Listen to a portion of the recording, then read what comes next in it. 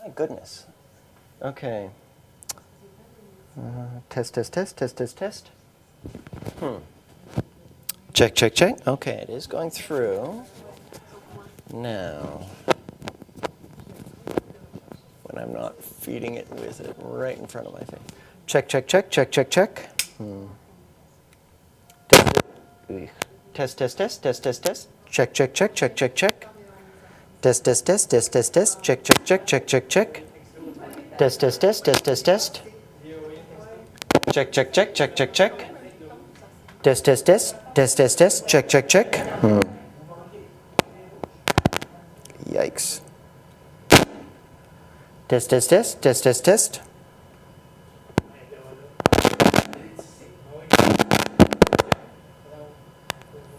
Test, test, test, test, test, test.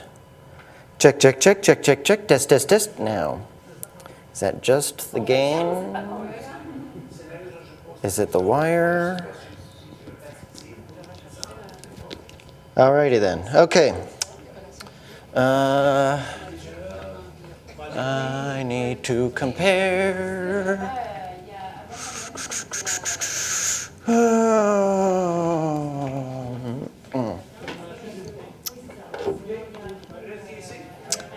Test, test, test, test, test, test.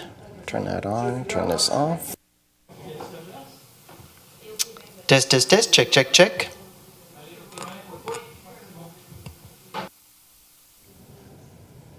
Test, test, test, check, check, check. Okay, so a little bit more. Get ready for some more static. Test, test, test, check, check, check. Test, test, test, test, test, test. Okay.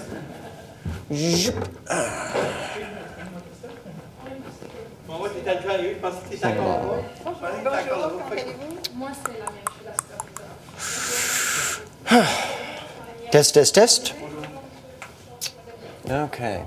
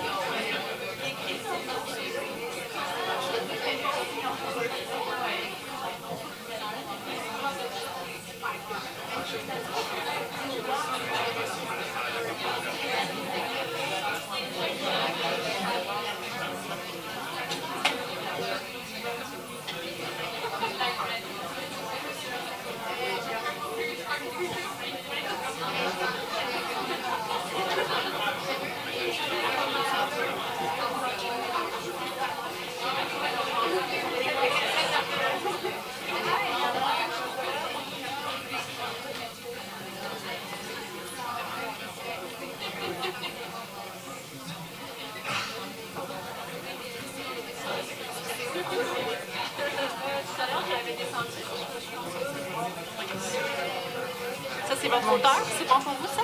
C'est un peu haut. C'est un peu haut pour moi. On peut le baisser les deux. Ou même, peut-être? Non, oui. On peut faire des...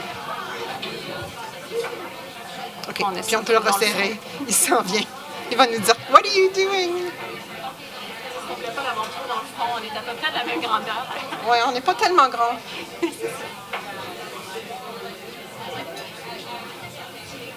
Voulez-vous monter? Parce que c'est surtout Est-ce que ça va pour vous. être assez... si je fais ça? Ouais. Puis Van, il n'est pas plus grand que ça. Je pense On pas. est décrété.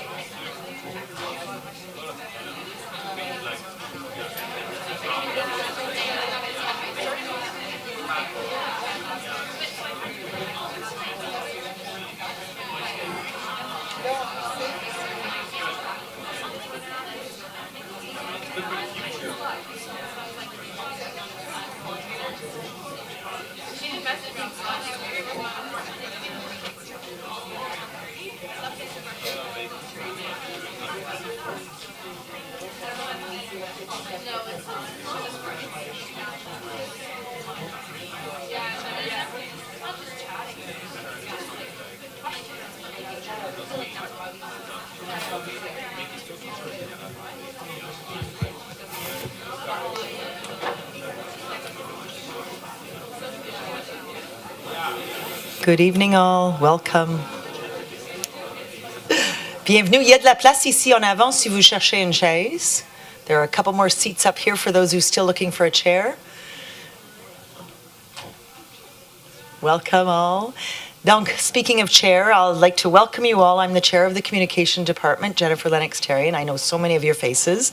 Et je veux vous souhaiter la bienvenue ce soir à notre conférence doctorale. I'm so excited to see how many of you are here. The room is buzzing with excitement. Yeah, you can take that seat if you want and just move my purse. So welcome all. We are very fortunate this evening for our third annual doctoral conference to welcome Dr. Stephanie Yates. I'm not going to say too much about Stephanie because I'm waiting for Yvan Ivanov to come up and say some welcoming words about her.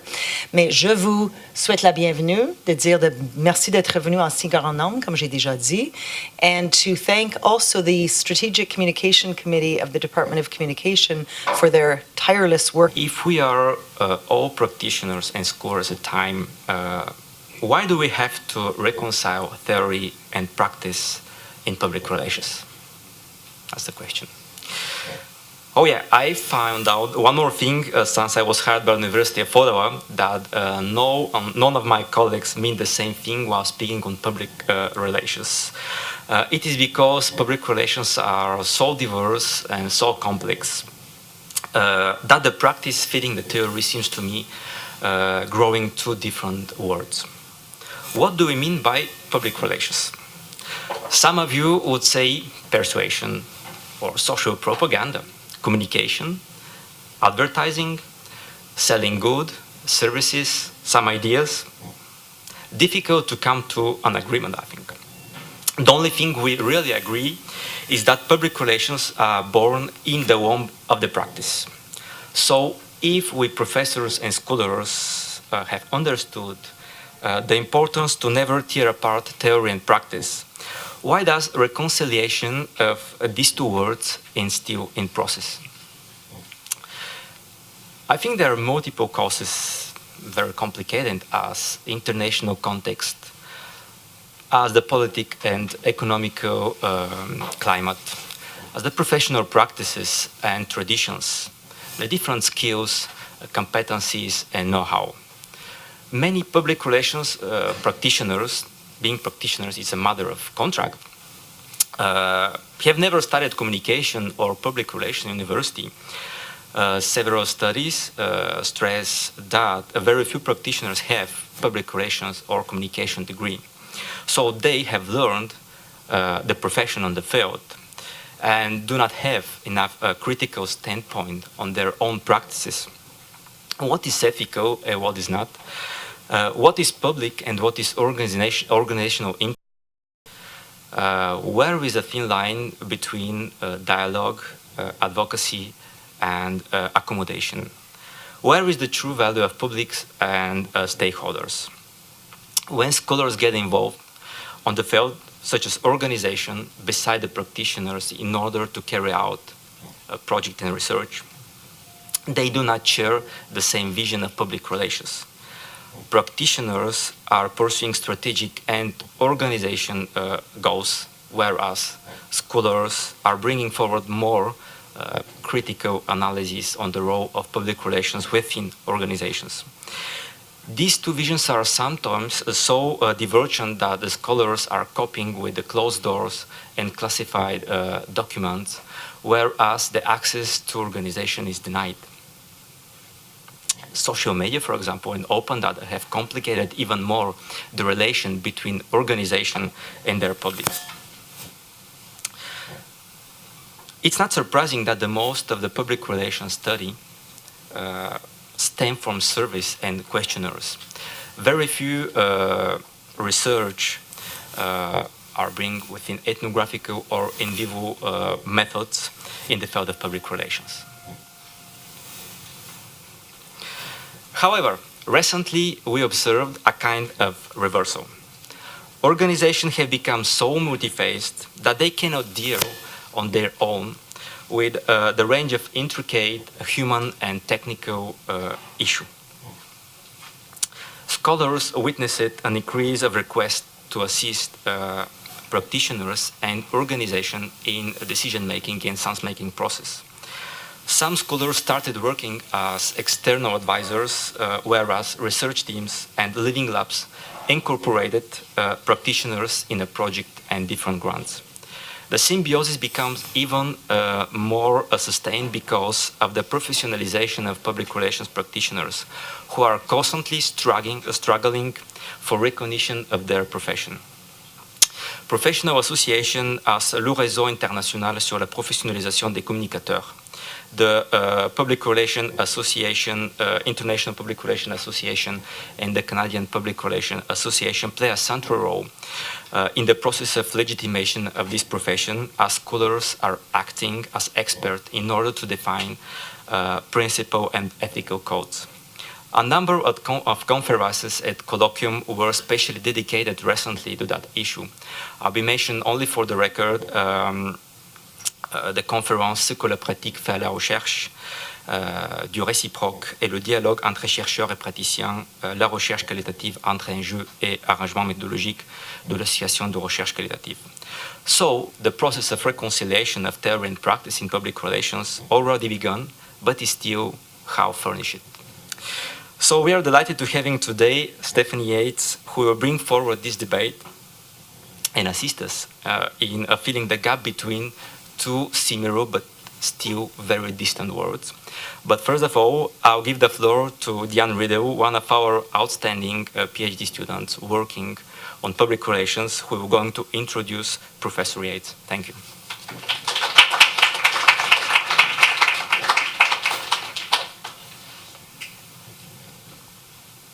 Merci, Yvan. I do want to say, though, that we have a room full of outstanding students here, and we're all very proud of everyone in here.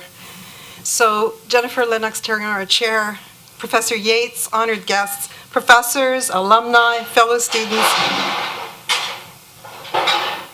and friends, including friends online who are watching on the YouTube live stream. Welcome, everyone. So I'd been working in public relations for a while when I was first introduced to scholar James Grunig's work. I was fascinated by what he had to say about public relations and relationship management. J'étais une étudiante à temps partiel dans le programme de maîtrise en gestion des communications à Syracuse University. Mon professeur dans le temps était Elizabeth Toth, qui est érudite bien connue. I guess I am shorter than Yvan. To say that Grunig's work on excellence in public relations opened my eyes would be a monumental understatement. It gave me a framework in which to place my work, something to argue with my clients about when they suggested occasionally we just spin what they wanted us to say. I really disliked that word, and I still do. Cela ne vous surprendrait pas d'entendre que parfois, j'avais du succès dans ces discussions, et autrefois, non. Today, Professor Yates brings us more food for thought about that very topic. Il me fait grand plaisir d'accueillir et de présenter Professeur Stephanie Yates. Stephanie Yates est professeure au département de communication sociale et publique de l'Université du Québec à Montréal depuis décembre 2010. Titulaire adjointe de la chaire de relations publiques et communication marketing de l'UQAM et membre du groupe de recherche en communication politique de l'Université Laval. A political scientist by training with a PhD from Laval University, she studies the role of citizens and interest groups in the governance of states and companies. In this perspective, she examines lobbying, public participation, social acceptability, and social responsibility of organizations, as well as the media strategies of the actors involved in these activities. Elle est également la directrice de l'ouvrage Introduction aux relations publiques, fondements, enjeux et pratiques, publié aux presses de l'Université du Québec en 2018. So this evening, once again, let's give Professor Yates a warm uOttawa welcome. Accueillons chaleureusement la professeure Yates.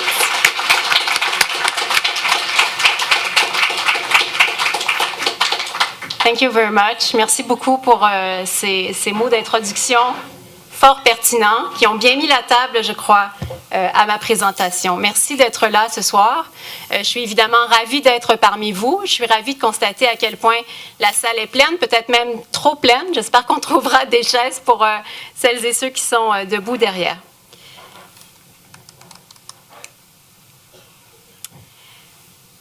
Donc, est-ce qu'on peut mettre la présentation?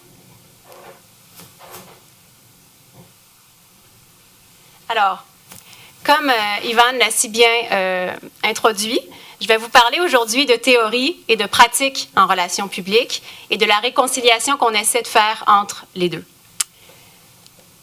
Alors, en relations publiques, est-ce qu'on peut considérer que les chercheurs viennent de Mars alors que les praticiens viennent de Vénus? C'est ce que Van Ruler a affirmé dans un article publié en 2005, où il expose que la vision du professionnalisme diffère grandement entre les deux mondes. C'est notamment le cas sur le plan de l'éthique professionnelle, qui est vue de façon très différente entre les praticiens et les théoriciens. Et donc, on va s'attarder sur ce clivage, sur ce fossé entre théorie et pratique. Et pour bien comprendre ce fossé, il est pertinent de revenir au balbutiement de la profession de relationniste. Alors, vous reconnaissez ici sans doute Edward Bernays, qu'on considérait comme le père des relations publiques modernes.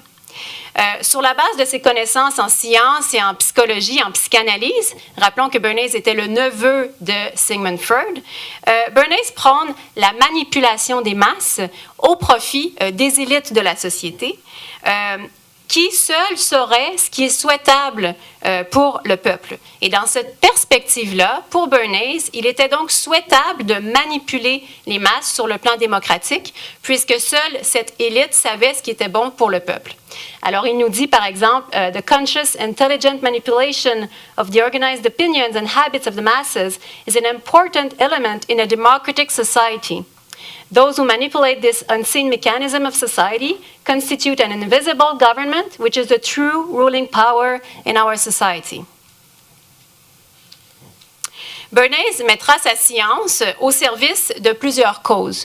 Du gouvernement américain, d'abord, alors qu'il travaillera avec le gouvernement pour convaincre le peuple américain de la pertinence d'entrer dans la Première Guerre mondiale.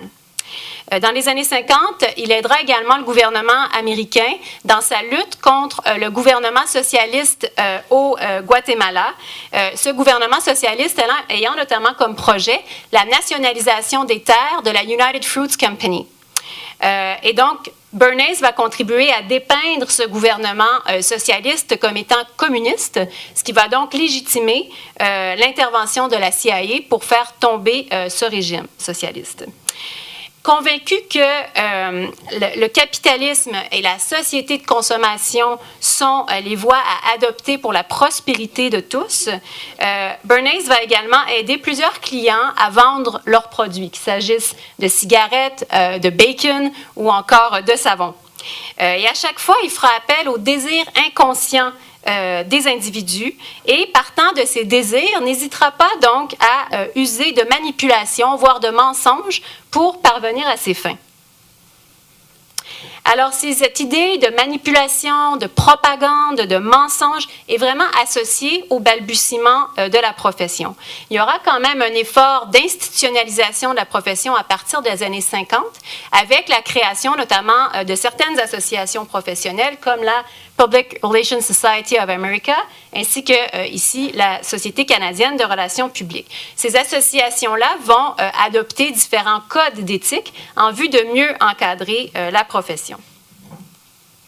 The first efforts of theorization appear in the 1980s with the work of James E. Grunig that we just talked about with Diane. So basically, Grunig proposes four models of public relations. So the first model is called the agent, press, or promotion model. And in this model, the organization communicates with its public in a one-way manner. And it doesn't really care about the veracity of what is communicated. Manipulation and disinformation can be used since persuasion is the main goal of this approach. So this is very close of what Bernays used to do. The second model, the information to publics model. Well, in this model, the communication is still one way. But compared to the first one, the organization cares about what the public wants to hear, about the expectations toward the organization. So in the current contemporary context, we could think about an organization who would publish its greenhouse gases emission in an annual report, for instance. So there's an information that is communicated, knowing that publics are expecting this type of information. The two last models are two-way instead of one-way. So in the third model, the two-way asymmetrical communications model, the organization communicates, so the publics can communicate with the organization. This is why it is two-way. So the public can communicate their demands, their requests, their concern about an organization, but the organization is not really willing to change its view on an issue. On the contrary, in a two-way symmetrical communication model, the organization listens to what its public have to say and is open to change its stance on an issue. So according to Grunig, this last model is the ideal. This is how public relations should be done. So this model is deemed symmetric because organizations place themselves at the same level of publics. So the persuasion is two-way. There is an enter-influence. There's also a co-construction of meaning based on this collaboration. So as Grunig puts it, organizations get more of what they want when they give up some of what they want. Well, this two-way symmetrical model, it's a normative one. It's a normative model. It's an ideal. It dictates what should be done in public relations. But we can ask ourselves if it's really a realistic model. Can we really think that an organization can serve, that public relations can serve the organization and the public's interest at the same time? Can we really think that organizations can evacuate power dynamics in the relationships between an organization and its publics? Publics are not always willing to collaborate. Some may even be very reluctant to establish a relationship with the organization. And in some cases, values are so opposed that we don't really want inter-influence. Is it really worth putting an inter-influence process between, for instance, an organization and terrorist groups, or between an organization and very violent pro-life group? Is it always worth trying this inter-influence process? Well, to this question, Ken Solenal respond, well, it depends. It's really the circumstances that will dictate the relevant communication posture. So in some cases, advocacy, a one-way persuasive approach, will be right on an ethical perspective. And in other cases, the circumstances will call for more accommodation or for an openness from the organization to the public's views, characterized by the two-way symmetrical model. So it really depends on the circumstances. That being said, very concretely, it seems that the normative ideal associated with the two-way symmetrical model is seldom applied.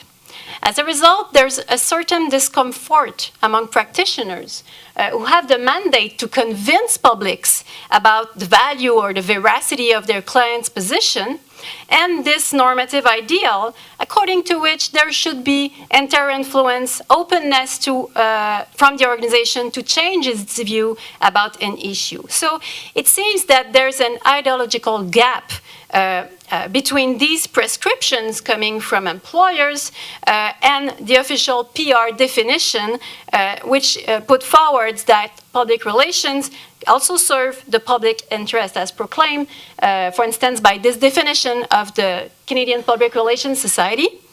That reads like this. So public relations is the strategic management of relationships between an organization and its diverse publics through the use of communication to achieve mutual understanding, realize organizational goal, and serve the public interest. So certain discomfort toward this definition and this notion of public interests. So we will now turn to two cases to illustrate this gap between the normative prescriptions on the one hand and how public relations are generally done on the other hand. So I'll present the cases in French and I'll then turn to English for the rest of the presentation. Alors, le premier cas dont je veux vous parler, c'est le projet Énergie Est de TransCanada. Donc, si vous vous rappelez un peu ce projet, il s'agissait donc de convertir un gazoduc existant, un pipeline existant, de construire une partie de pipeline, principalement au Québec, pour être en mesure donc d'exporter les sables bitumineux de l'Ouest canadien vers l'Atlantique et donc vers les marchés européens notamment. Le projet a été très médiatisé en contexte québécois. Comme vous vous en rappelez peut-être, il y a eu énormément d'opposition de la part des groupes environnementaux qui s'opposaient donc avec vigueur à un projet qui favorisait l'exploitation des sables bitumineux. Ce qui est unique avec ce projet, que j'utilise beaucoup dans mes cours notamment, c'est que le plan de communication stratégique qui avait été préparé pour le Québec, pour ce projet, a fait l'objet d'une fuite. Et donc, Greenpeace a reçu sur son fax le plan de communication dans son intégralité, comme dans un vrai film. Et donc, ce plan de communication avait été préparé par Edelman Relations publiques, qui se présente comme la plus grande firme de relations publiques au monde, avec quelques 5000 employés répartis dans 65 villes. Or, à la lecture du plan de communication, on constate qu'Edelman conseillait à son client de mettre de l'avant une approche très agressive pour convaincre les Québécois du bien fondé du projet de pipeline. Une approche donc qui s'éloignait résolument du modèle de la communication bidirectionnelle symétrique de Grunig. La stratégie comprenait plusieurs éléments controversés. Le plan a d'abord choqué en regard de l'ampleur des ressources qui étaient prévues pour convaincre les Québécois de l'opportunité de ce projet. Plusieurs investissements extrêmement ciblés, des investissements de publicité en ligne, donc, était prévu dans ce plan de communication. Et donc, vu l'ampleur des ressources déployées, notamment sur les médias sociaux, on a vite décrié qu'il y aurait forcément un déséquilibre entre les partis en présence et que les opposants au projet, les groupes environnementaux, feraient un peu office de David devant le Goliath qui était TransCanada. Le plan stratégique prévoyait aussi de faire des recherches détaillées sur les opposants en vue de faire pression sur eux. Donc, il s'agissait ici de trouver des failles aux opposants qui étaient nommés avec leur nom dans le document et de trouver donc des lacunes, des failles pour faire en sorte de placer ces personnes-là sur la défensive. L'idée étant que pendant que la personne se défend, elle ne peut pas lutter contre le projet de pipeline. Alors, cette stratégie a vraiment été vue comme susceptible de nuire au processus démocratique puisqu'il s'agissait ici de faire taire certains des opposants. Le plan prévoyait aussi l'engagement de tierces parties, c'est-à-dire qu'on encourageait le ciblage de citoyens qui seraient potentiellement en faveur du pipeline. et qui pourra ensuite se faire le promoteur de ce projet-là sur la place publique et dans les médias sociaux. Or, certains passages du plan mentionnaient un coût tant de dollars par citoyen ainsi recruté. Et donc, ça a été vu par les opposants comme vraiment une stratégie d'astroturfing. L'astroturfing étant cette idée de créer un faux mouvement citoyen qui, en réalité, est commandité par une entreprise derrière. Je vous ai mis ici la définition. Astroturfing is the practice of masking the sponsors of a message or organization to make it appear as though it originates from and is supported by grassroots participants. Et enfin, transpirait du plan dans son ensemble un langage guerrier, assez peu compatible avec une approche conciliatrice à la Grunig. Donc, on pouvait lire dans le plan, par exemple, « It is critical to play offense. We will neutralize opposition communication. The team is armed with information. We will combat opposition messaging. » En définitive, la fuite de ce plan a permis de constater le fossé séparant les perspectives théoriques et la façon dont les relations publiques se faisaient et émanaient d'une boîte de relations publiques considérée comme l'une des plus importantes au monde. Je vais maintenant vous parler d'un autre cas pour illustrer ce fossé entre théorie et pratique, soit celui des citoyens de Sept-Îles, sur la côte nord du Québec, qui se sont opposés au projet d'exploration de l'uranium proposé par une entreprise appelée Huracan. Les citoyens de la région étaient opposés à ce projet puisqu'ils n'étaient pas prêts à assumer les risques liés à une telle exploitation. Ils avaient peur de la radioactivité, l'uranium étant radioactif. Et en fait, les médecins de la région se sont ralliés aux opposants et ont même menacé de démissionner en bloc si jamais le projet voyait le jour. Le promoteur a eu une réaction qui correspond typiquement au modèle de la communication bidirectionnelle asymétrique. C'est-à-dire qu'il a tenu des rencontres d'information avec les citoyens inquiets dans toute la région de la Côte-Nord. Et lors de ces rencontres, le promoteur était accompagné d'un relationniste ainsi que d'un expert en radioactivité, un expert universitaire.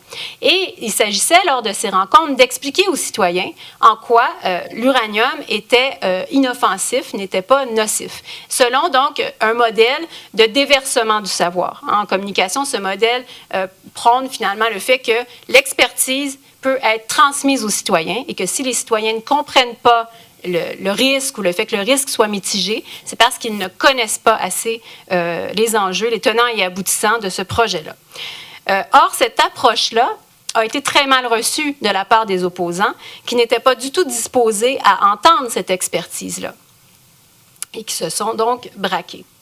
Alors, dans ce projet-là, on avait vraiment deux visions du développement du territoire qui s'opposaient. D'une part, le promoteur, qui était convaincu que c'était une bonne chose que d'exploiter l'uranium dans la région, et d'autre part, les opposants locaux, qui n'étaient pas du tout ouverts à entendre les arguments et l'expertise apportée par le promoteur. Donc, très difficile, voire impossible dans un tel contexte, d'avoir vraiment une approche bidirectionnelle symétrique à la Grunig. En somme, l'acceptabilité sociale des deux projets dont je viens de vous parler a été remise en question. Dans les deux cas, l'approche du promoteur n'a pas permis une compréhension mutuelle, avec pour résultat que les acteurs se sont campés chacun sur leur position. Et pour la petite histoire, les deux projets n'ont pas vu le jour, ils ont tous les deux achoppé. Et donc, dans bien des cas, les projets qui soulèvent des enjeux d'acceptabilité sociale illustrent bien ce clivage entre théorie et pratique dont on parle depuis le début de la présentation. So in the next part of my presentation, we'll look closer at this notion of social acceptability. It's an emerging concept since we realize that projects, as well as economic and public decisions, have been facing a growing opposition in the last 20 years. It was the case, for instance, in several windmill projects, which have been rejected because local communities were preoccupied by the strobe effects, by the noises and vibration, by the impacts of these projects on landscape. Another recent example, among many others, is the opposition about the Trans-Mountain pipeline that you probably heard about. And so, similar to what we've seen with the Energy East project, environmental groups question the opportunity to persist in the exploitation of tar sand instead of working to alleviate our dependence on oil. So we can ask ourselves, how can we explain these types of opposition and the fact that they are relatively new in the political landscape? A common diagnosis is to think that opposition comes from two things. A lack of information, and B, selfishness, as in the so-called NIMBY syndrome. NIMBY stands for not in my backyard, as you probably know. And it is this idea that some people are not willing to do their part for the public good, such as in windmill projects, for instance.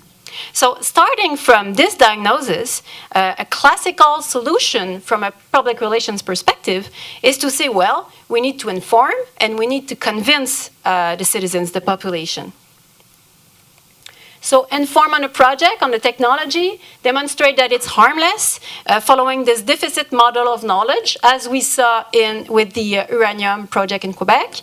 The idea being that it's because citizens do not understand that they think the project is risky, and convince about the soundness of the project or the technical solution, show that the project is the best when compared to alternatives.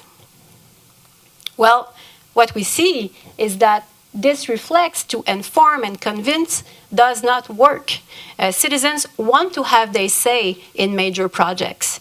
Citizens want to debate the risk and the project, its vision, its place in the whole society. They want, and this debate goes beyond traditional democratic mechanism and takes place in other venues with other actors, as we saw just last Friday with the climate strike, with many young people in the streets claiming that they wanted to have their say about what we do on climate change. So why now? It's relevant to turn to the evolution of the notion of governance to understand why we are facing this type of opposition since the last 20 years. So we generally associate three phases with the concept of governance. So in the first phase, which prevails till the 1970s, decision makers were elected and decided for citizens in a one-way manner. So it was really an elitist, top-down approach. We shifted from this elitist approach to a pluralist one, starting in the 1970s. Pluralist approach where we recognized that some citizens, those that are directly concerned by a project, had their say in the process, could be consulted, should be consulted in the project. And since the last 20 years, we shifted from this pluralist perspective to a truly participative approach, where we consider that every citizen, as soon as they think that they have a concern about a project, they think that they are legitimate to be heard about the project, we think that they should participate. So we are really in this new paradigm of participative governance, participative democracy. And so in this perspective, participation is expected in each and every step of a given project, from the pre-project to its development, its realization, and its usage. Stakeholders must be engaged throughout the processes. And this process must be centered on dialogue. And as such, for a project to be deemed acceptable, the development of the project must engage stakeholders from the very beginning, since it is very difficult to deconstruct inacceptability. Once the inacceptability is declared, it's really hard for opponents to change their mind. So we can ask ourselves, is this participatory approach is relevant for all type of projects? Well, again, we can see three phases in risk communication theory. We moved from a one-way approach, according to which we thought that citizens had the right to hear what was decided for them.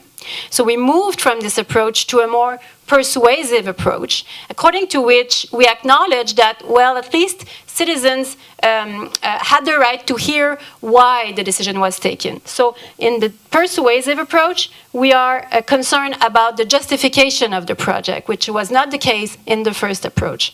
But again, since the last 20 years, we shifted from this approach to a participative approach, where the risk is co-constructed with the citizens. Citizens are take part in the conversation to construct the frontiers that are deemed acceptable.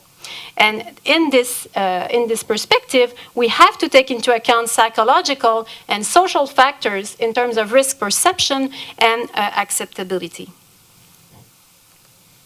And so to come back to the question of whether the participatory approach is always relevant, well, again, it depends.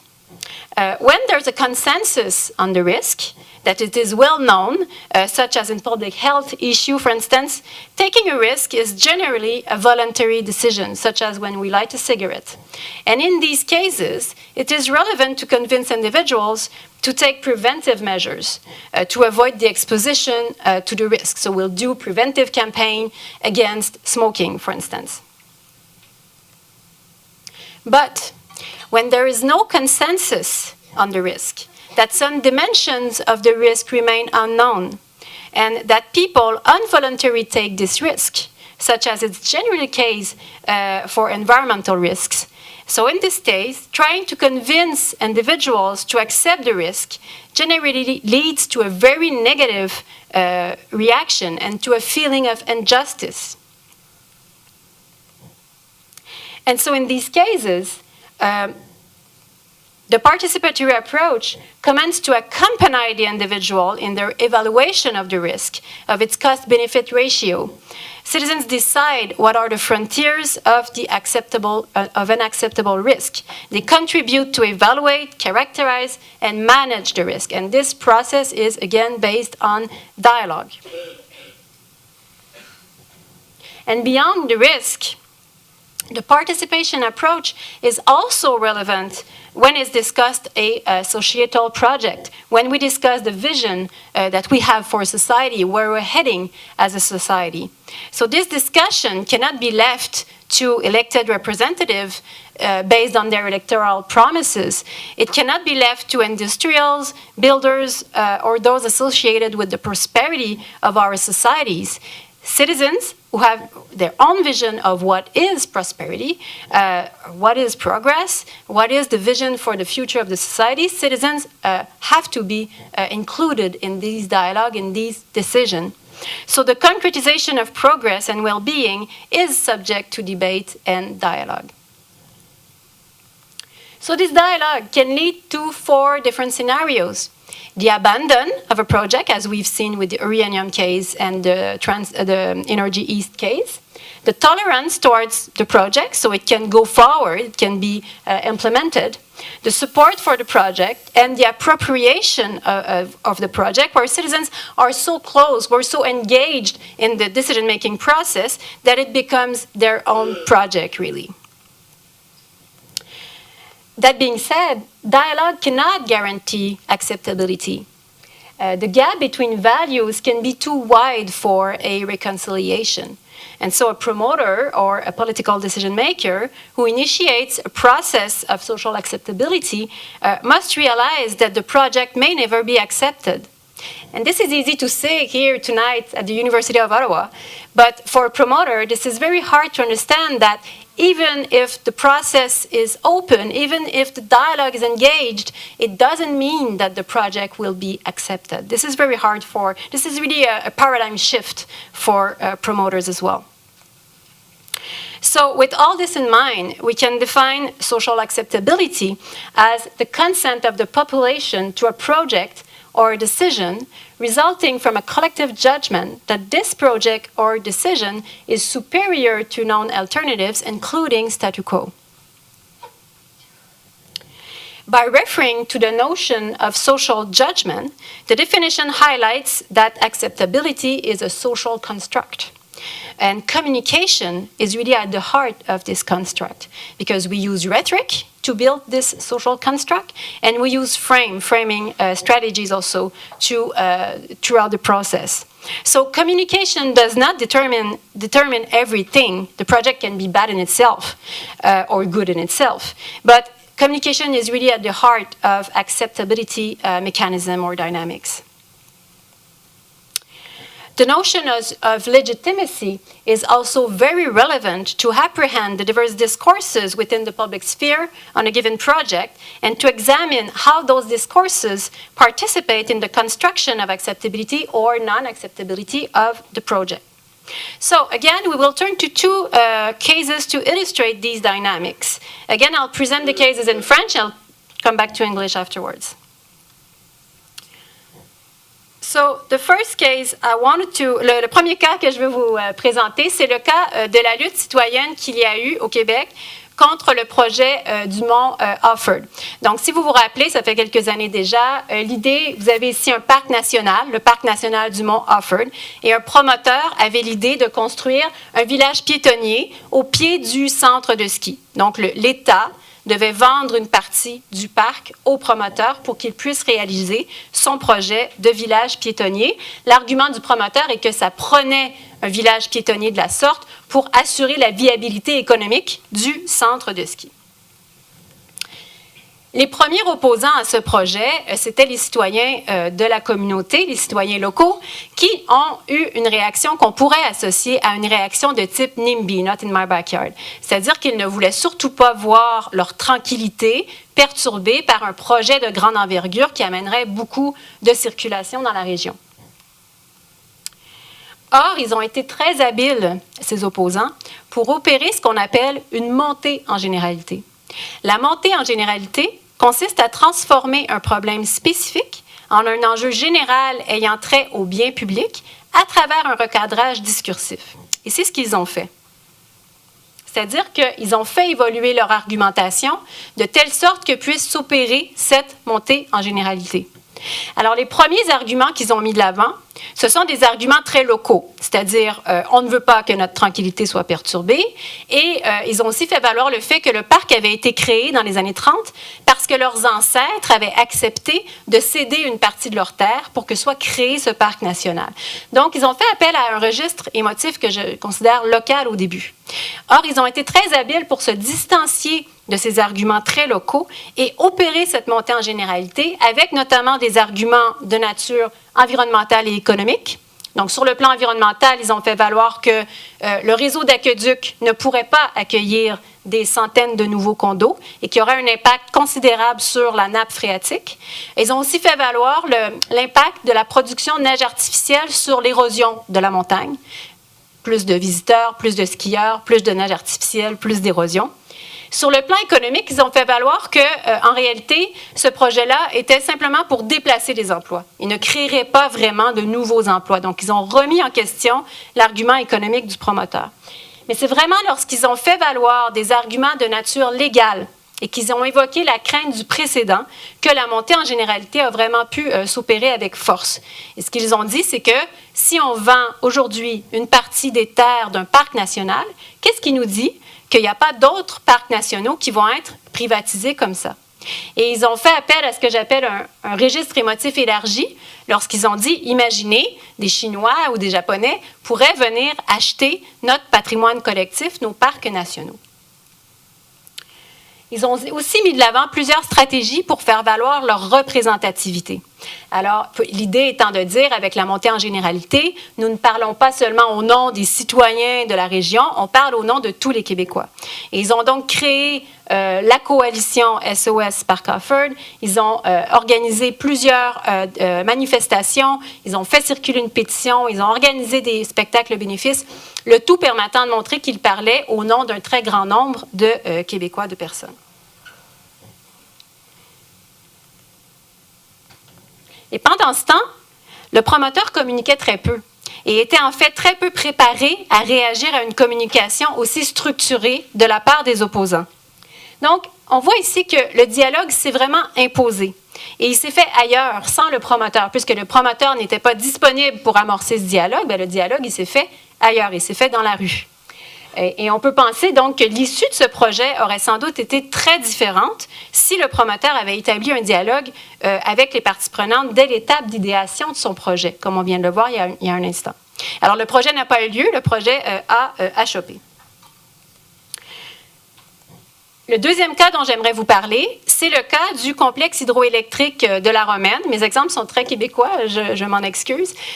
Et donc, ce projet-là, en fait, est intéressant parce que ça permet, ce cas-là, de nous attarder plus spécifiquement sur la notion de légitimité. Et donc, ce projet-là, donc, ce en quoi ça consistait, c'était de construire des barrages, des centrales électriques sur la rivière Romaine, qui est une des grandes rivières dans le Grand Nord québécois. Et donc, le projet a commencé, la mise en œuvre a commencé en 2009 et se poursuit actuellement et c'est sur le point d'être terminé. Le projet a été présenté donc par Hydro-Québec. Et ce qui est intéressant, donc, c'est de s'attarder aux différents types de légitimité dont bénéficiait Hydro-Québec. Alors, on peut penser que le projet était légitime sur les plans techniques, sur les plans financiers, sur le plan régulatif, c'est-à-dire que le projet se conformait aux lois, aux réglementations en vigueur. Mais au-delà de ça, le projet a aussi été considéré légitime sur le plan procédural. Donc, la légitimité procédurale était très forte. Le promoteur ayant été présent dans la région très en amont de son projet. Je vous disais que la première pelletée de terre s'est faite en 2009. Or, Hydro-Québec a ouvert un bureau de chantier dès 2001. Donc, ils ont été là 8 ans avant le début des travaux pour engager la conversation avec les parties prenantes, pour engager le dialogue et pour faire émerger ce qu'on appelle le savoir situé. Le savoir situé, c'est quoi? Ça s'oppose au savoir expert. C'est un savoir profane qui vient, en fait, de la connaissance intime que peuvent avoir les citoyens d'un territoire donné. Dans ce cas-ci, par exemple, des citoyens ont fait remarquer aux promoteurs que le projet risquait d'avoir des impacts considérables sur certaines zones de pêche. Et donc, il y a eu certaines modulations du projet pour tenir compte de ce savoir-là. Et le projet a pu être modulé, changé, modifié pour diminuer les impacts sur la pêche, par exemple. Il y a eu également une commission conjointe du Bureau d'audience publique sur l'environnement et de l'Agence canadienne d'évaluation environnementale. Donc, un dialogue qui s'est amorcé très en amont et qui s'est poursuivi tout au long du développement de ce projet. On peut penser qu'Hydro-Québec bénéficiait aussi d'une très forte légitimité personnelle. La légitimité personnelle, c'est un peu la confiance qu'on accorde à une organisation ou à son porte-parole. En fait, la société d'État, Hydro-Québec, peut compter sur un très grand capital de sympathie. Ce capital de sympathie s'est d'ailleurs accru avec la crise du verglas, qui date déjà d'une vingtaine d'années, mais c'est une crise qui avait été gérée de façon exemplaire, à la fois efficace et très empathique de la part d'Hydro-Québec, qui continue de voguer un peu sur ce capital de sympathie très fort qu'a permis la bonne gestion de cette crise. Et enfin, le projet de la Romaine bénéficiait aussi d'une légitimité substantive très forte. La légitimité substantive, c'est la raison d'être d'un projet, c'est son essence même. Or, au Québec, on a un attachement très fort envers l'hydroélectricité. Dans un contexte de changement climatique, c'est encore considéré comme une énergie relativement propre. Et en fait, le slogan aussi « Maître chez nous », auquel on a eu recours lors de la nationalisation de l'électricité au Québec dans les années 60, c'est un slogan qui résonne encore très fort auprès des Québécois. Alors, la légitimité substantive liée à l'hydroélectricité était très forte. Ce qui fait que le promoteur était très bien positionné sur le plan de la légitimité pour aller de l'avant avec son projet. Il y a quand même eu de l'opposition de la part de certains groupes environnementaux. Le projet n'a pas fait l'unanimité, même si on peut dire qu'il a été accepté socialement dans l'ensemble. Certains groupes environnementaux ont remis en question la légitimité substantive du projet. En 2009, on était dans une période où l'énergie éolienne prenait vraiment une nouvelle ampleur et on se disait, est-ce qu'on a encore vraiment besoin d'avoir des grandes centrales hydroélectriques, d'avoir ce genre de projet majeur au Québec? Les opposants ont aussi remis en question la légitimité procédurale d'Hydro-Québec en disant les audiences publiques sont tenues à Sept-Îles, à Havre-Saint-Pierre, donc à 12 heures de route de Montréal et Québec. Où sont ces groupes environnementaux-là qui n'ont donc pas pu participer aux audiences publiques, n'ont pas pu faire valoir leur point de vue lors de ces audiences? que les opposants ont essayé de faire, c'est également une montée en généralité. Là, vous allez tous savoir c'est quoi une montée en généralité. Donc, ce qu'ils ont essayé de faire, c'est de dire, ce ne sont pas juste les citoyens locaux qui doivent avoir leur mot à dire sur ce projet-là. Ce projet-là concerne une des dernières grandes rivières du Québec. Hein, il en reste deux. Il y a la Rupert, il y a la Romaine. Ce sont les deux seules rivières encore vierges.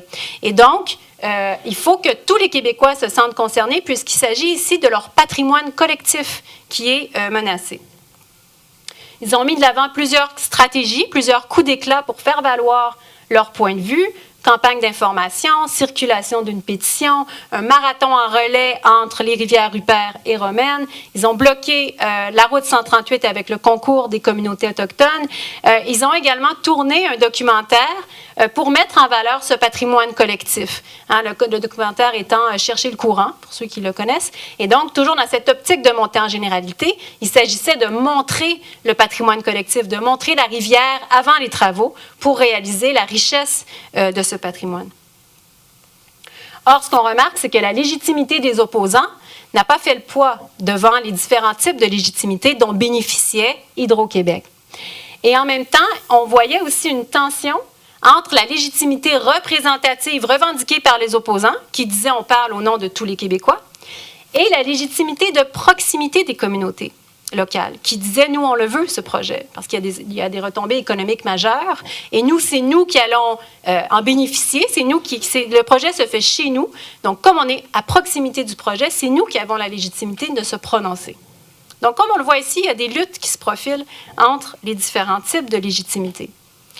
Et dans un contexte où acceptabilité ne veut pas dire unanimité, hein, et qu'il y a toujours certaines parties prenantes qui vont demeurer réfractaires, bien, les parties prenantes incontournables, ce sont celles qui réussissent justement à construire leur légitimité, à faire ce construit social, comme quoi elles ont la légitimité de prendre part au débat. Donc, les opposants font face à cet impératif de légitimité. Il faut qu'ils fassent valoir leur légitimité de proximité, leur représentativité et qu'ils inspirent confiance également de par leur légitimité personnelle. Et ce qu'on a vu avec le projet du Mont Offord, c'est que les opposants ont été très habiles pour construire ces types de légitimité, pour les faire valoir, avec pour résultat que le projet n'a pas eu lieu.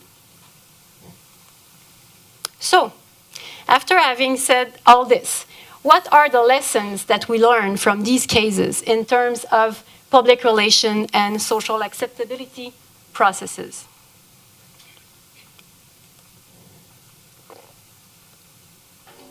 And the main question here tonight is, what's the role of public relations in those processes of social acceptability?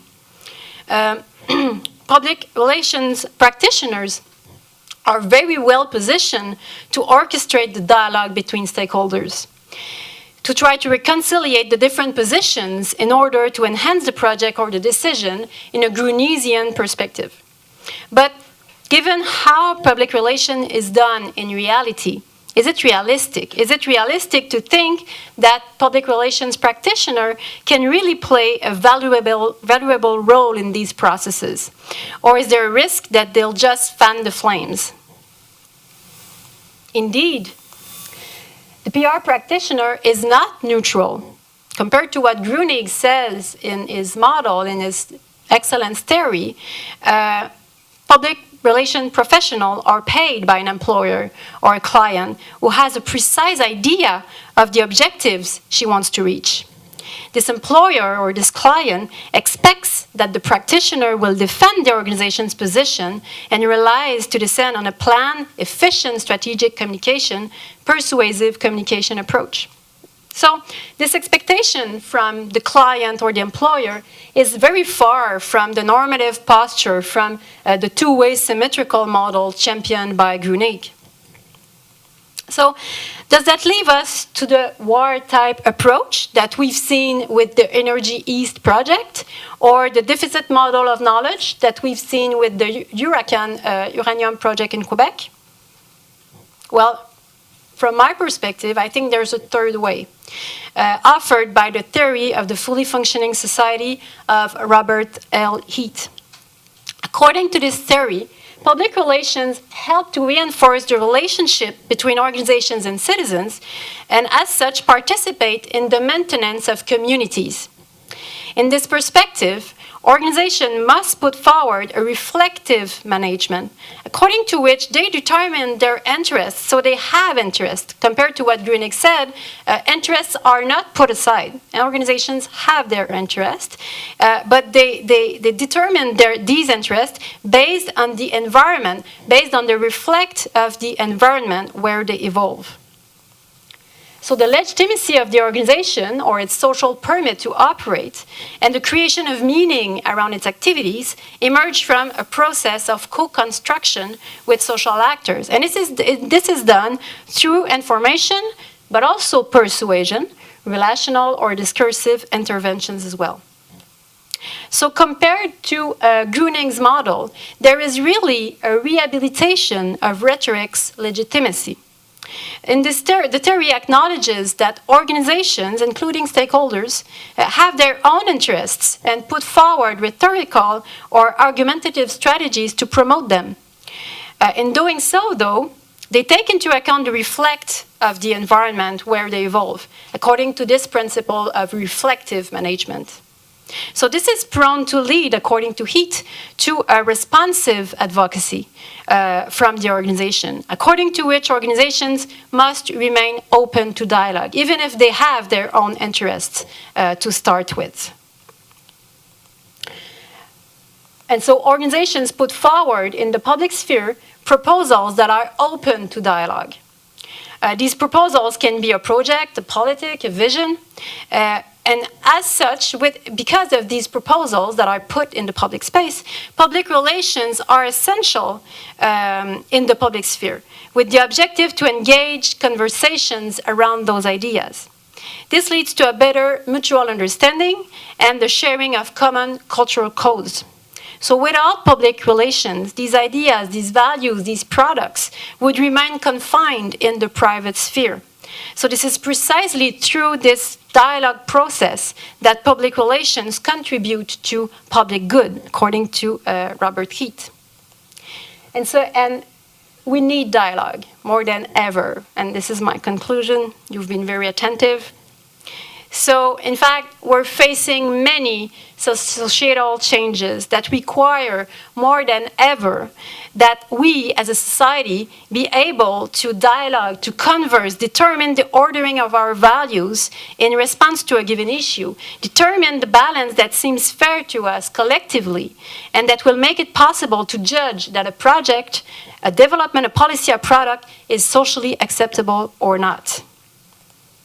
For instance, we need to launch serious conversations about artificial intelligence, about the robotization of our societies, about climate change and its massive impact on immigration, and about social responsibility of businesses and on standards of ethics that we are expecting from them in a globalized world. This is where there is truly an added value for public relations because practitioners have a real capacity to communicate on complex issues. They have an ability to listen. They are particularly sensitive to detect the untold. They also have an ability to persuade, to convince of the need to put ideas, products, values into dialogue in a public sphere and to change the points of view in order to take into account the vision of the different social actors. So they have these type of capacities that are needed regarding the conversation that we need to have. And I think that this is, with this incarnation of the fully functioning society and the very pragmatic vision that it proposes, that we can reconcile, from my view, what is promoted by scholars with a strong emphasis on ethic and the type of approaches that are concretely deployed by practitioners, notably in case raising social acceptability issues.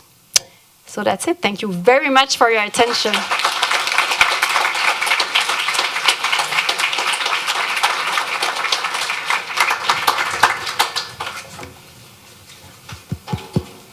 Ok.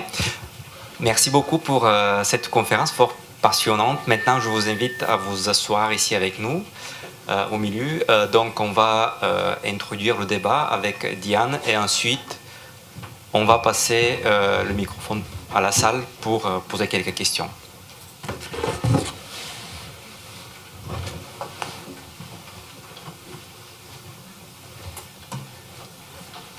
Bon, donc je tenais à vous remercier encore pour votre discours.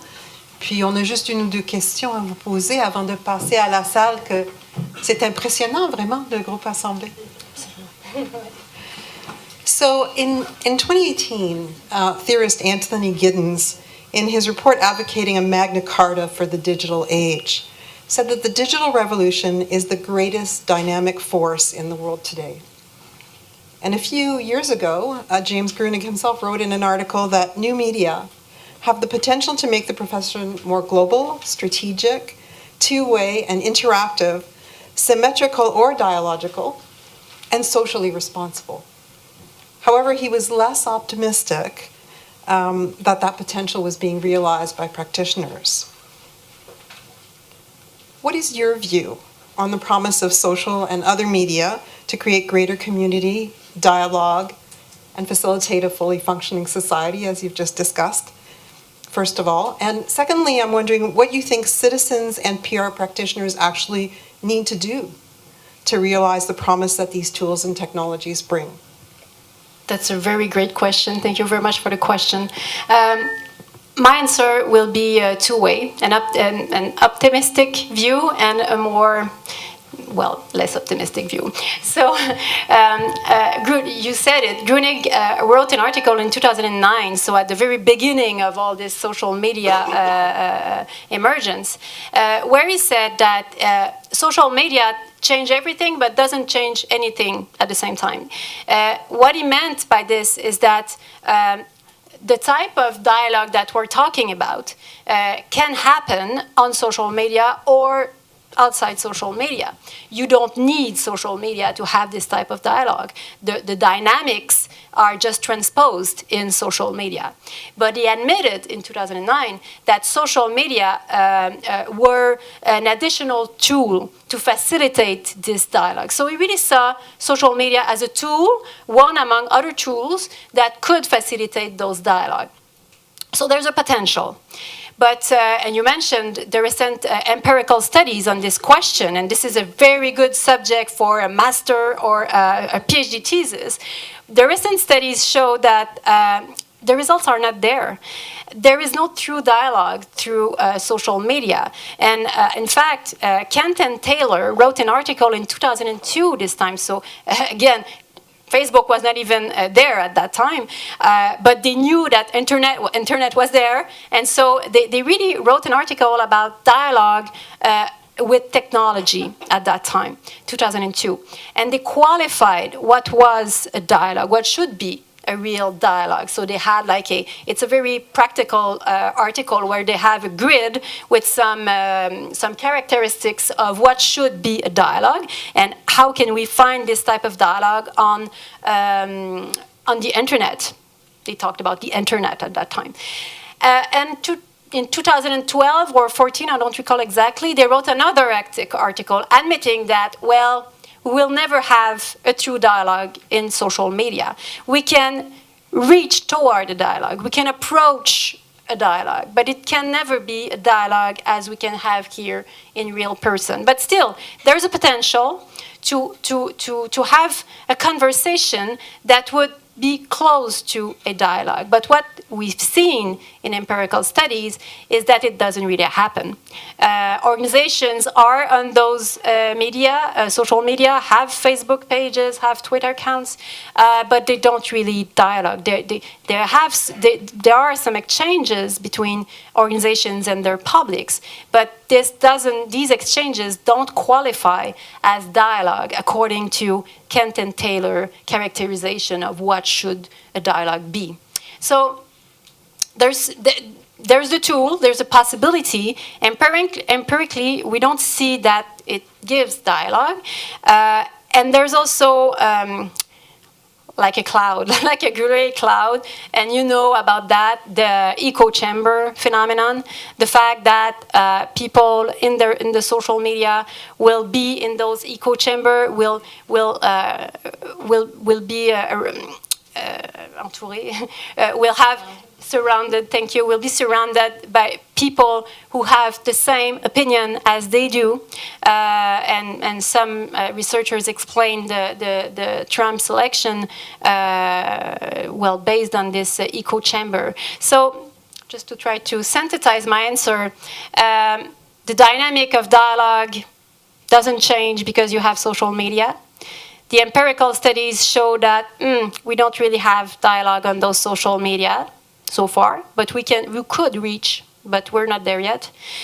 But there's also this threat in terms of democracy. If all people are in the same echo chamber and are not exposed to other points of view, this really poses a big challenges for democracy, but also for organizations who want to reach to other publics. Thank you. That was a great question.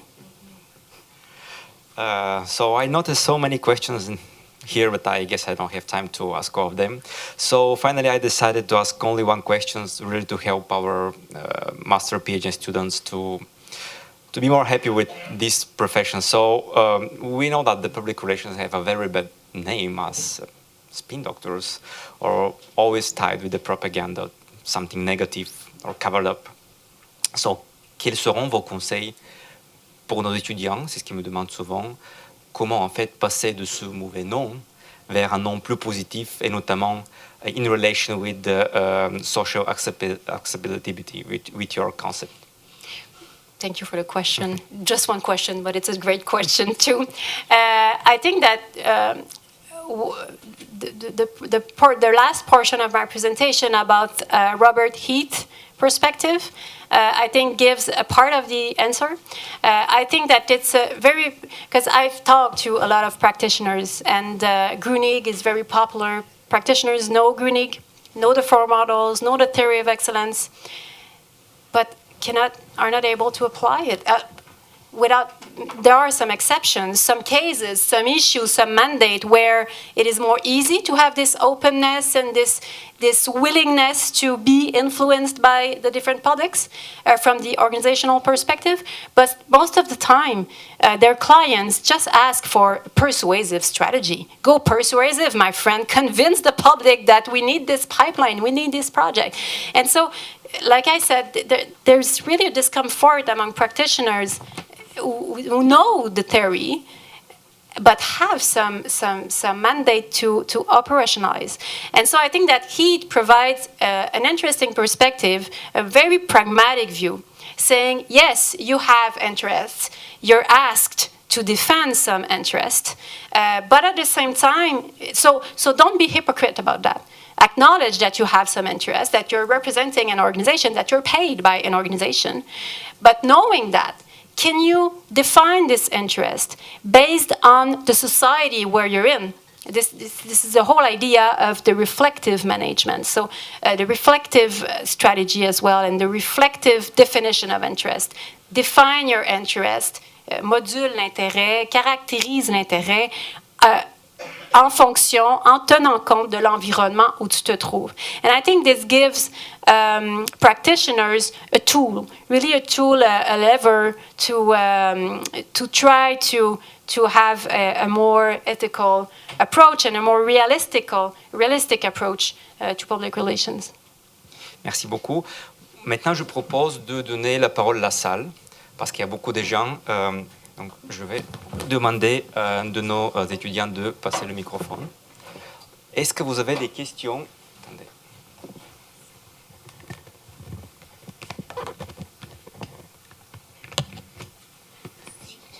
Ok, donc si vous avez des questions, juste levez la main et Salwa va vous apporter le microphone pour poser votre question.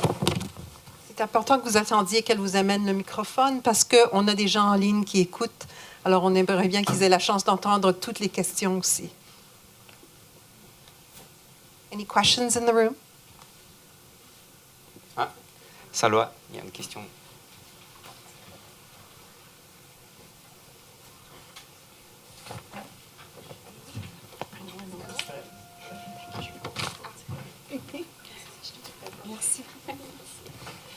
Bonsoir.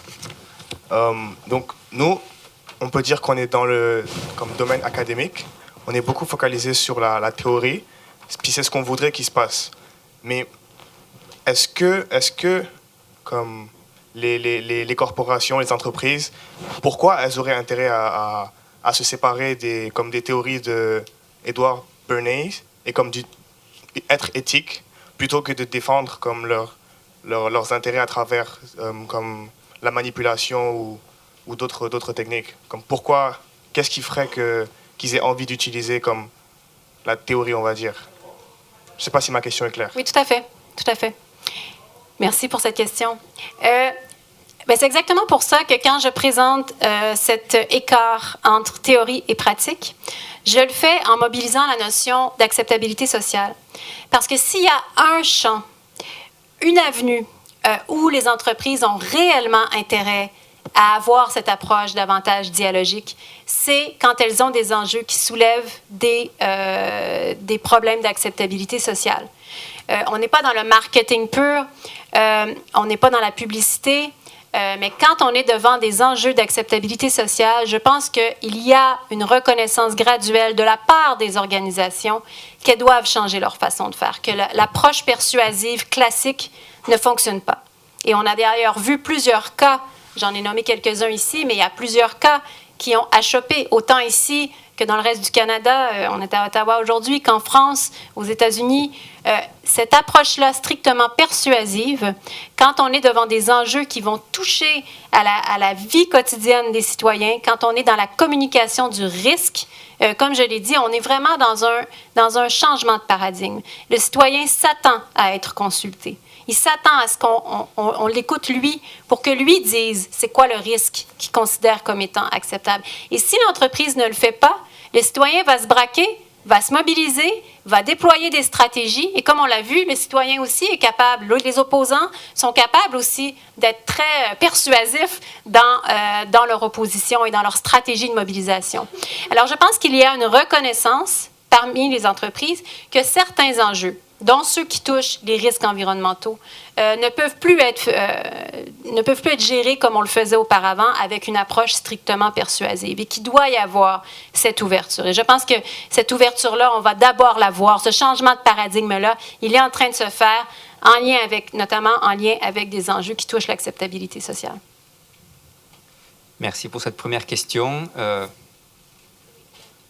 Oui, Max. Bonjour. Je vais demander la question en anglais. I'll answer the question in English.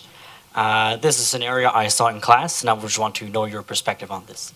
So let's say, for example, an oil refinery wants to expand their production, and all their scientific measurements and tests say that there would be relatively minimal impact on health or climate change.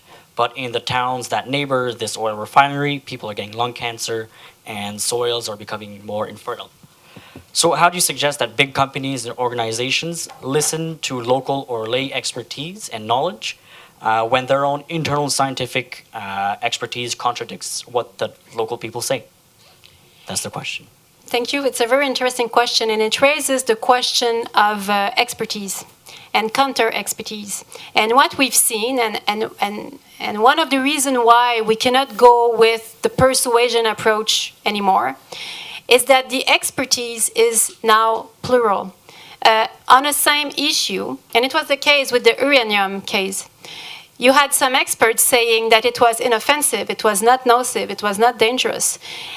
And the opponent, I said a minute ago that they were more organized than ever, and they know how to go and find counter-expertise. And the science is not always that clear. Sometimes there is no consensus on science. So, for your example, the company may say, my experts say that it's not a problem, it will be mitigated, it won't be, there's no risk. But it's easy for citizens to find another expertise that will show other things. And so you cannot rely on this one expertise, because the notion of expertise, the experts, are today contested. And this is part of the paradigm shift that we mentioned earlier. This is part of a participatory governance, a participatory democracy, where we don't accept anymore one expertise coming from the organization, because we know it depends on the issues, but for most issue or for most environmental issues, expertises are plural and are object to some fight. des luttes entre les différentes expertises. So it would be, I think, mal avisé from the organization to strictly rely on its expertise and to refuse to see that this expertise can be contested by citizens who are now educated and bien outillés to promote another expertise, to go and find another expertise. Thank you.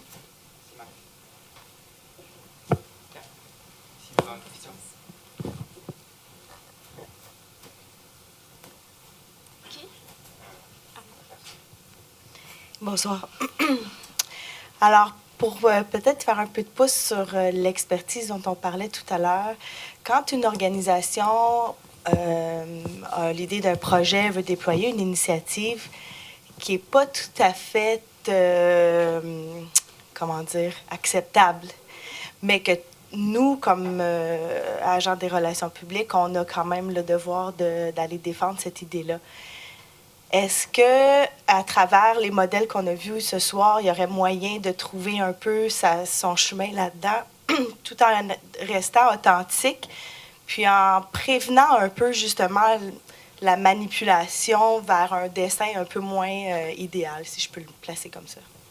Oui, je pense que c'est possible. Je pense que comme futur professionnel en relations publiques, il y a moyen d'aller voir l'employeur. Bon, on dit souvent que le relationniste, c'est celui qui fait le pont entre une organisation et ses publics. Il est là pour essayer d'expliquer au public le point de vue de l'organisation, mais il est là également pour expliquer à l'organisation le point de vue des publics. C'est vraiment ce rôle tampon-là qui est appelé à jouer. Et c'est là où je pense que le relationniste a un rôle pour dire à l'organisation, ça ne fonctionne pas comme ça. Les publics ne sont pas ouverts à cette idée-là. Allons leur parler. Allons voir quelles sont leurs doléances. Allons voir quelles seraient les conditions qui feraient en sorte que ce projet puisse être acceptable. Et je pense qu'il y a moyen de faire ça tout en respectant donc son éthique professionnelle, sans verser donc dans la manipulation. C'est vraiment cette idée d'ouverture, de dialogue, d'engagement auprès des parties prenantes et de co-construction des frontières acceptables du risque. Qu'est-ce qu'on est prêt à faire ensemble? Et après, une fois qu'on fait ça, c'est sûr que là, on peut essayer de trouver des voies de compromis. Mais à la base, c'est cette idée d'aller vers les citoyens et d'aller chercher un peu, d'aller établir ce dialogue pour aller chercher quelles sont les préoccupations et voir si on peut répondre à ces préoccupations-là. Et comme je l'ai dit au début de la présentation, il est parfois possible qu'un projet soit jugé inacceptable. Et comme relationniste, c'est sûr que là, ça nous pose une question si on se fait dire, ben, tu dois quand même vendre ce projet-là. Mais comme je dis, si le relationniste fait bien son travail, je pense qu'il peut convaincre son employeur qu'il a tout intérêt à établir ce dialogue-là et à ne pas aller de l'avant s'il considère que le projet est jugé comme étant inacceptable. Ça coûte très cher de renverser la vapeur et de mettre fin à un projet pour lequel on avait investi beaucoup de ressources. Alors, je pense qu'il y a vraiment un travail de sensibilisation qui peut être fait de la part du relationniste.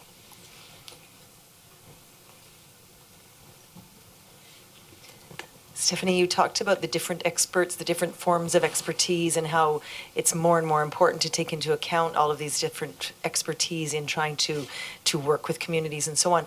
Where would you say that the expertise of researchers and les universitaires, où se trouve cette expertise, et est-ce que cette expertise est mise en question aujourd'hui? Are we worried about the value or the valuing of researchers' expertise and how that might influence, in hopefully a good way, the outcomes of some of these discussions and decisions? So I guess really the challenge to experts that come from a university environment or intellectuals, can you speak to that? It's interesting. I think that, unfortunately, experts from university are facing the same contestation of their studies.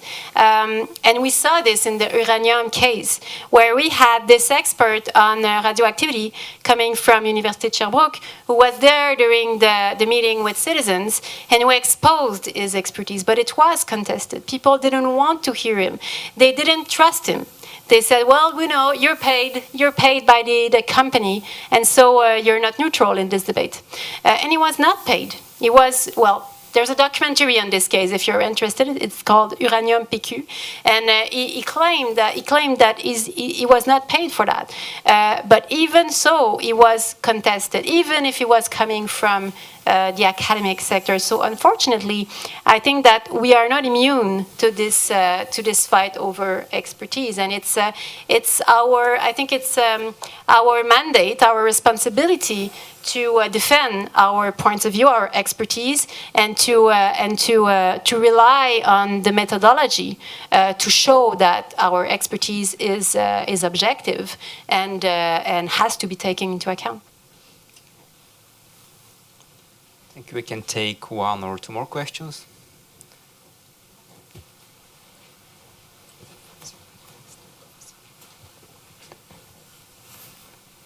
Thank you. I've thoroughly enjoyed your presentation. But as a friend of Jim Grunig's, I'll go back to his model that you discussed, a model that he developed in the 1970s, a model that he has said publicly over the last 10 years, move on, forget about it. You could call it idealistic, you could call it naive, you can call it whatever you want, but move on from it. He also developed a model of organizational public relationships and has a model where you can measure control mutuality, satisfaction, trust between parties. My question to you is that any different than what the rhetorical scholars, Bob Heath being one, talk about when you're talking about dialogue? I've always assumed it's the same thing. What Grunig has proposed in his later years is no different than what they're proposing, just using different terminology. He may be a structuralist or a functionist. They're rhetorical scholars. But it's the same type of thing. So that's my first question. I've got a couple of others, A, B, and C, if I may. Are you suggesting and implying in this that public relations practitioners don't have the capability of either understanding all these models or the capability of not being able to apply the models? It paints a fairly dark picture about the ability of practitioners to actually understand and apply. So the A and B, those two questions, if I may. Thank you for those questions. I insist on the four models of Grunig and what he developed in the 80s, 70s, and 80s, because this is what is used in the practice today. So I agree with you. I mean, there were other developments afterwards. But if you talk to practitioners these days, they really have this model in mind. They really have the excellence theory of Grunig and the two-way symmetrical model in mind. Well, from my perspective, this is the discourse that I hear, and the discomfort that I talked about is what I hear in the practice. People say, well, this is what we're supposed to do, and we cannot really do that. And from what I've heard, the other model, the other developments, theoretical developments, are not known, are not used. And is it a question, to turn to your the second part of your question, is it a question of capacity? I don't think so. I think that practitioners really have the capacity to integrate those models, but I'm not sure they have the interest.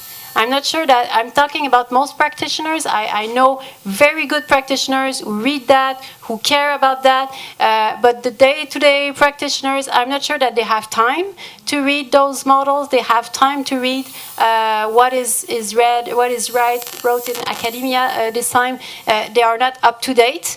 From what I've seen, I may be wrong, but from what I've seen, they are not up to date with the theory that is developed, and so they stay with this idea of the excellence model, of the two-way symmetrical model, and as I said, they have this discomfort because they realize that it doesn't work, it doesn't correspond to the reality they're facing.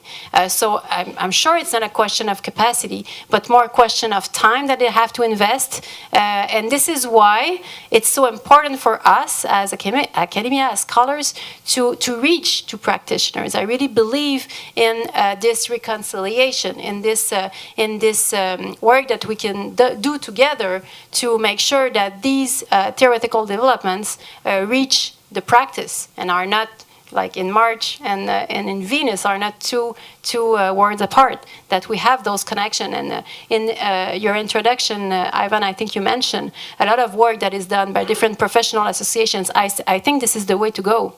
But from what I've seen, this is very the beginning of it, and there's still a lot of work to be done. Thank you. Can I have one last question. Oh.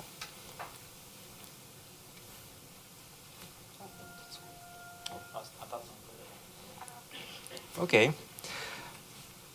Donc, in my capacity of professor in the Department of Communication and member of the Strategic Committee, I would like to thank again Stephanie Yates for this passionate talk. Merci beaucoup d'être venu ici aujourd'hui avec nous. On a appris plein de choses et je suis sûr qu'on va pouvoir continuer à discuter lors de la dégustation du vin et du fromage qui est prêt juste derrière. Merci beaucoup. Merci infiniment. Merci.